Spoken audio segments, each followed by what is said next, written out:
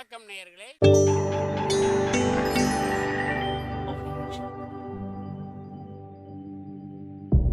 மகிழ்ச்சிக்கோர் தென்கட்சி என்ற அலைவரிசையில்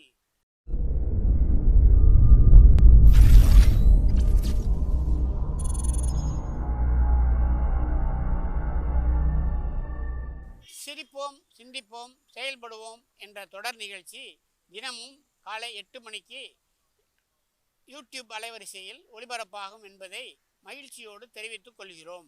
ஒரு நாள் ராமர் அரசவையில் உட்காந்துருக்கிறார். ராமராஜ்யம் நடந்துக்கிட்டு இருந்த நேரம். அந்த சமயத்தில் ஒரு நாய் அரச சபைக்கு வந்துதான். அது தலையில் அடிபட்டு ரத்தம். அந்த கோலத்தில் அது அங்கே வந்தது. எல்லாரும் ஆச்சரியமாக அதை பார்த்தாங்க. ராமரும் அந்த நாயை பார்த்தார். நீங்கள் வந்த காரியம் என்ன நடந்தது, எதுவாக இருந்தாலும் பயப்படாமல் சொல்லு அப்படின்னார். உடனே அந்த நாய் மெதுவாக சொல்ல ஆரம்பிச்சுதான். ஐயா, நான் தெருவில் போய்கிட்டு இருந்தேன். வழியில் ஒருத்தர் வந்தார். அவர் வேத சாஸ்திரம்லாம் படித்த பெரியவர். அவர் எந்த காரணமும் இல்லாமல் அவர் கையில் வச்சுருந்த குச்சியால் என் தலையில் அடிச்சுட்டார். அதுதான் தலையில் ரத்தம். இதை நீங்கள் விசாரித்து தகுந்த தீர்ப்பு வழங்கணும் அப்படின்னு தான் அந்த நாய். ராமர் பார்த்தார். உடனே தன்னுடைய காவலர்களை அனுப்புனார். அந்த ஆளை எங்கே இருந்தாலும் போய் கொண்டுகிட்டு வாங்க அப்படின்னு விட்டார். காவலர்கள் போனாங்க. அந்த ஆளை பிடிச்சி கொண்டு வந்துட்டாங்க. அரண்மனைக்கு வா அப்படின்னு சொல்லி கூப்பிட்டுட்டு வந்துட்டாங்க. என்ன நடந்ததுன்னு விசாரித்தார் ராமர். அதுக்கு அந்த ஆள் சொன்னார், நான் வீதி வழியாக வந்துக்கிட்டு இருந்தேன். குறுக்க இந்த நாய் வந்தது. நான் அவசரமாக போய்கிட்டு இருந்தேன். இது எனக்கு வழி விடாமல் குறுக்க பூந்து இடைஞ்சல் பண்ணிச்சு.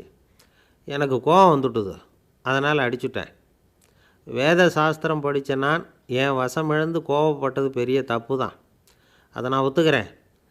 குற்றத்தை ஒப்புக்கொள்கிறேன். எனக்கு என்ன தண்டனை கொடுக்கணுமோ அதை கொடுங்க, ஏற்றுக்கிறேன் அப்படின்னு விட்டார்.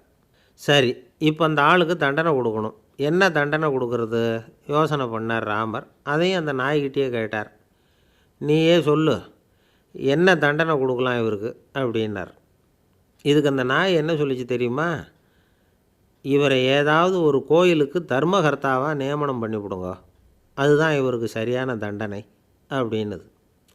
இதை கேட்டதும் ராமர் முகத்தில் புன்னகை. ஆனால் அங்கே இருந்த மற்றவங்களுக்கெல்லாம் ஆச்சரியம். அது எப்படி தப்பு செஞ்சவங்களுக்கு தண்டனை கொடுக்கறது தானே நியாயம், அதை விட்டுட்டு தர்மகர்த்தா பதவியை கொடுக்க சொல்லுதே இந்த நாய் அப்படிங்கிற ஆச்சரியம். இந்த சந்தேகத்தை அந்த நாய்கிட்டேயே கேட்டாங்க அங்கே இருந்தவங்க.